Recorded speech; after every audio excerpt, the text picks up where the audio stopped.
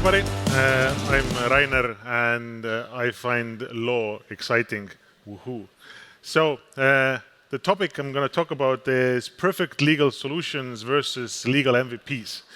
And the goal there is to look into the wider perspective of what do you actually need as a founder, especially in the earlier stages. So, the key problem in practice is if you talk to a founder who has raised money and has done it at least once, ask them the question, what is the one row in your budget that you underestimated the most? And usually, too often, it's the legal stuff. So let's talk about it.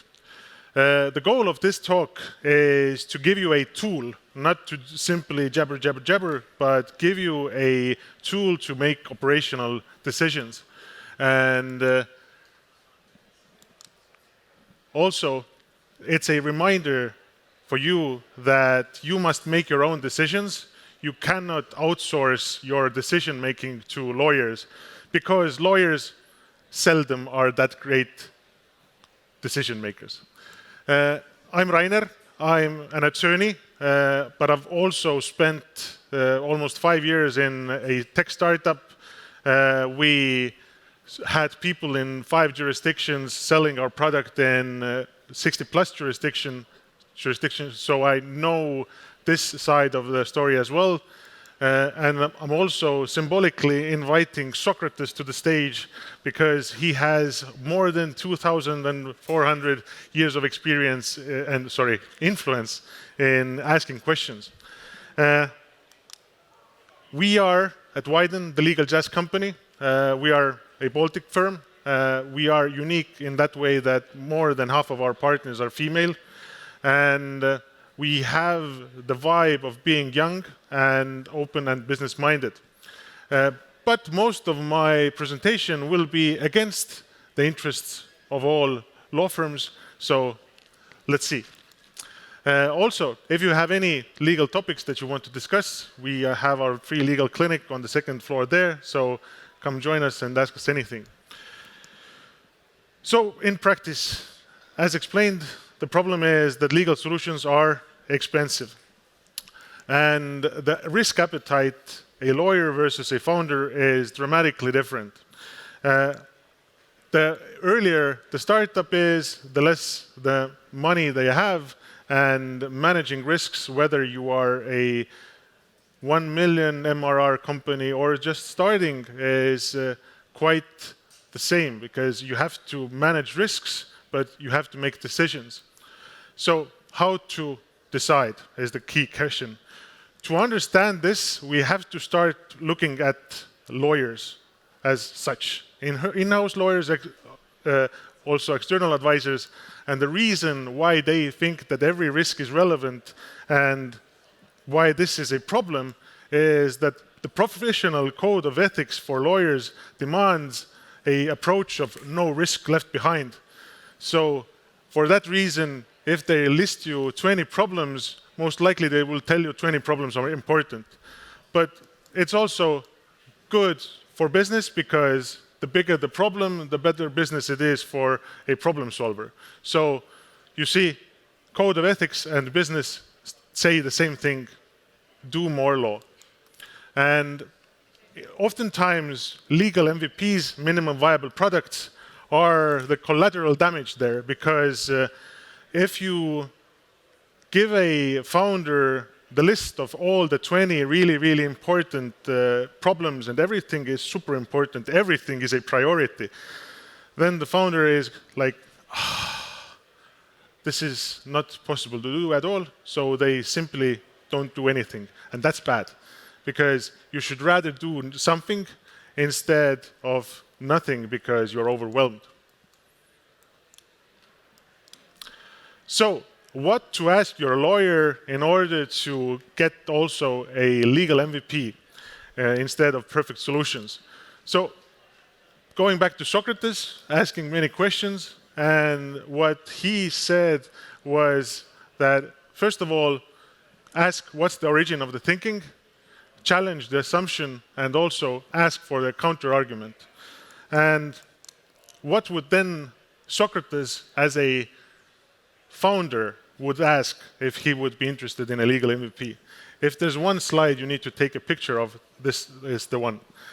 So the first question is, can it be later redone from the MVP to the perfect solution? Second of all, what's the real life examples of negative effects? And I'm not talking about theoretical risks, practical, real negative effects. Are there any? And third, what's the counter argument? What is the reason why you actually should be doing an MVP? So, in practice, first question, can it be redone? Some bad examples. So what I see a lot is companies that don't have even the product out invest in 40-page terms of use. It doesn't make sense. If you don't know what your product is, then do an MVP instead there. Make it simple and make the perfection in only one aspect, which is make it easy to change. So you have the ability to upload the new terms of use and make the updating of it easy legally and technically. Also, 100-page employee handbooks for 5-person companies doesn't make sense. Start building it up in an agile attitude, step by step towards perfection from an MVP. Second question, what are the real life examples? Ask, what are the practical finds from the market? Ask, what has been the real negative PR coverage? Is there any?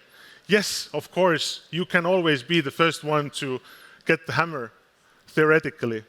But if you are a startup versus the market where you have giants like Facebook and Google, the likelihood of you getting the hammer is lesser. Also, a bad example here is that founders read that privacy is really, really important. It is. But it starts from the technical side. So putting all your assets into perfect privacy notices without any technical protection, that's simply stupid. Because usually how authorities start to investigate in you is that you have a data leak, and then they look at your privacy notice and so forwards. So rather try to balance between those two. So this might be making a compromise about doing an MVP instead of the perfect solution. And my favorite one, what's the counter argument? What would be the good side of having an MVP instead of the perfect solution? And this goes out mostly for the cases where you have a startup trying a new business line, a partnership, perhaps something that they haven't done before, and then they go to lawyers. So, dear lawyers, we are planning to do this new line of business. We don't know how to do it. Let's start with a contract.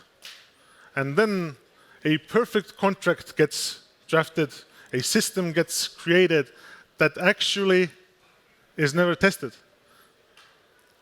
So what's wrong? You don't know what you're building until you test it. So instead of building the perfect legal part, do something more minimum, not zero, something. And if you see it works, then start building on it. And this is also a case where we see a lot of all or nothing, because once you have this new business line and you see that it takes like 10,000 euros to draft up some stuff and do some compliance, then you go, I'm not going to do any law at all, nothing legal. So let's see what happens. And that's a mistake as well, because you need something, but you don't likely, for the testing, don't need everything. So there's also a dark side. You have to aim for perfection in certain aspects. And some hints. First, these in these cases, it's hard or impossible to redo it in the future. Second, there are clear real-life examples, not theoretical, clear real-life examples. And third, MVP likely would be really bad. And these are the 4 whales. And the whales are, first, equity. Nobody will ever give you back any shares free of charge. Never. There will be always something you have to pay for it. Second, intellectual property. If your startup becomes to create value and revenue, then finding out that you used something that you didn't pay for but should have, or that you used an external developer that didn't have any proper documentation at all, then going back to them and asking for, could you please assign the IP as well?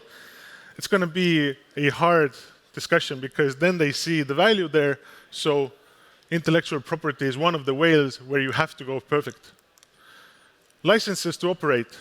In fintech, say, you want to do something that requires a license, a permit, then doing the business without the license most likely means criminal charges. So never go weak on that. And also, the hardest one, ethics. On one hand, if your gut feeling says that this is unethical, most likely your gut feeling is right there. Some examples, if you test on real data and you leak, then you cannot roll back that leak. If you discriminate somebody, you cannot undiscriminate them. It's not only legal, but PR problems. So, conclusions. The numbers are fantastic, as you see. In early stages, push for legal MVPs. If it can be redone step by step in the future, if there are no real-life examples of negative results, everything is clearly only theoretical. And third, if an MVP actually works better for you. Do not make compromises over those 4 whales. It's highly unlikely that you can roll back these. And do not go all or nothing. If you feel that the legals are too hard, go for an MVP. If it's too expensive, ask what's the minimum we can do. Because if you go all or nothing, then likely you will have more problems at the end of the day.